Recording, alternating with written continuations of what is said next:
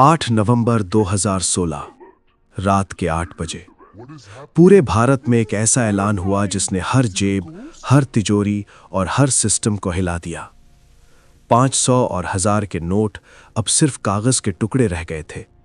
लेकिन सवाल यह है, क्या यह सिर्फ काले धन के खिलाफ एक कदम था या इसके पीछे छिपा था एक बहुत बड़ा खेल? नरेंद्र मोदी ने देश को संबोधित करते हुए कहा, यह फैसला भ्रष्टाचार, काले धन और आतंकवाद के खिलाफ एक निर्णायक युद्ध है। सरकार का दावा था कि इस कदम से नकली नोट खत्म होंगे, आतंकियों की फंडिंग रुकेगी और देश की अर्थव्यवस्था साफ हो जाएगी। लेकिन कुछ ही समय बाद सवाल उठने लगे। जब लगभग 99% नोट वापस बैंकिंग सिस्टम में लौट आए, तो काला धन गया कहां? क्या वाकई ये लड़ाई काले धन के खिलाफ थी या फिर इसका निशाना कुछ और था?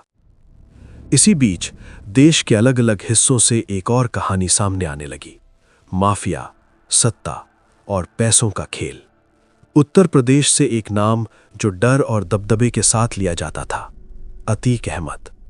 एक ऐसा शख्स जिसके पास राजनीति की ताकत भी थी और अपराध की दुनिया पर पकड़ भी। कहा जाता है कि नोटबंदी से पहले ऐसे कई बाहुबली और माफिया के पास करोड़ों का कैश मौजूद था, और फिर एक ही रात में वो सब बेकार हो गया। क्या ये कदम ऐसे ही लोगों की कमर तोड़ने के लिए उठाया गया था या फिर ये सिर्फ एक इत्तेफाक था? कुछ विशेषज्ञ मानते हैं कि नोटबंदी सिर्फ एक आर्थिक फैसला नहीं था, बल्कि इसके पीछे एक गहरी रणनीति छिपी हुई थी। उस समय देश में नकली नोटों का जाल तेजी से फैल रहा था, और यह भी कहा जाता था कि इन नकली नोटों का संबंध सीमा पार से जुड़ा हुआ है। क्या सच में पाकिस्तान से भारत में नकली नोट भेजे जा रहे थे? और अगर हां, तो क्या इस पूरे नेटवर्क में देश के कुछ बड़े अपराधी भी शामिल थे? जांच एजेंसियों और रिपोर्ट्स के अनुसार अतीक अहमद पर कई गंभीर आरोप लगे थे, जिनमें अवैध हथियार, जमीन कब्जा और आपराधिक नेटवर्क से जुड़े होने की बातें सामने आईं।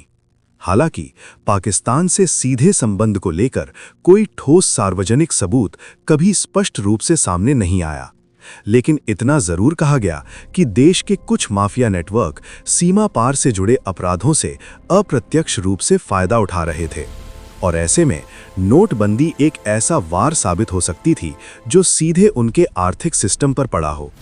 तो क्या नोटबंदी का असली उद्देश्य माफिया और आतंक के पैसों को खत्म करना था, या फिर ये एक ऐसा आर्थिक प्रयोग था जिसका असर आम जनता पर ज्यादा पड़ा? 2016 इंडियन डीमोनेटाइजेशन आज भी एक ऐसा फैसला है जिस पर बहस खत्म नहीं हुई। जहां एक तरफ सरकार के दावे हैं, वहीं दूसरी तरफ सवालों का अंबार। सच क्या है, ये शायद आज भी फाइलों में बंद है, लेकिन इतना जरूर है, जब सत्ता, पैसा और अपराध एक साथ जुड़ते हैं तो कहानी सिर्फ खबर नहीं रहती, वो बन जाती है एक रहस्य, एक ऐसा रहस्य जिसके जवाब आज भी अधूरे हैं।